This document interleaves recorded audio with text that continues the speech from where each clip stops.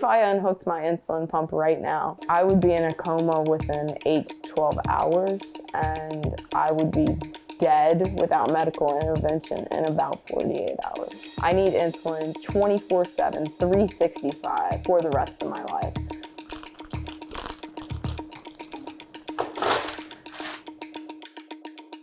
I'm Laura Marston, a 39-year-old DC resident and a patient with type 1 diabetes.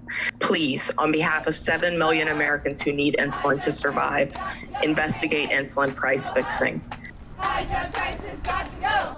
My first vial of Humalog, I remember going with my mom to the pharmacy to get it. In the very first vial, she paid $25. At the time, my reaction was, oh my gosh, a vial only lasts me about a week or a week and a half.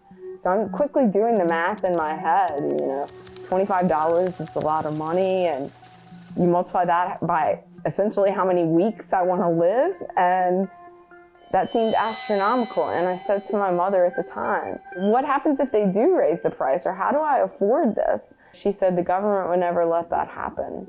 But then fast forward to today, and the government has let that happen.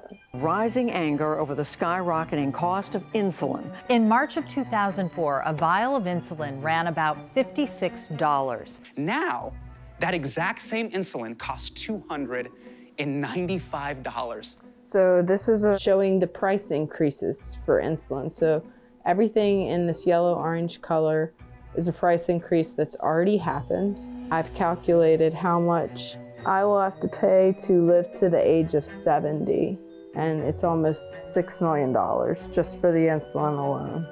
Over 20 years, they raised the prices by an average of 15% a year, year after year after year after year. So a vial that was $20 in 1996 is now $320. So what's happened is they've taken these insulins that aren't new, that have been on the market for decades, and just increased the price because we have to pay or die, and they know that.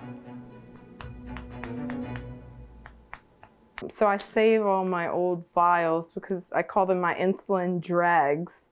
There's a little bit in each vial that with a tiny syringe I could get out maybe 20, 30 units.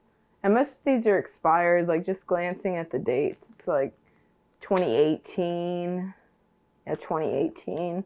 So that would be long expired because insulin's only good for a year. But this is my backup emergency stash right here. We're talking I'm in a bad situation, and that's better than nothing. Making insulin more affordable is a top priority for Democrats. So right now, there are bipartisan talks underway, led by Senators Shaheen and Collins, to cap insulin at $35 a month and make changes to drive the cost down in a comprehensive way. The bill that's been proposed by Senator Schumer and Senator Warnock says if you are fortunate enough to be able to afford and keep health insurance, then the copay that you pay on top of your premiums for each insulin you take can't be over $35.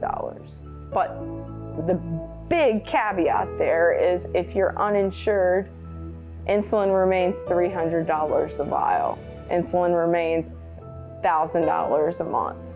The bill doesn't address the price of insulin, likely because pharma doesn't want to lower the price of insulin.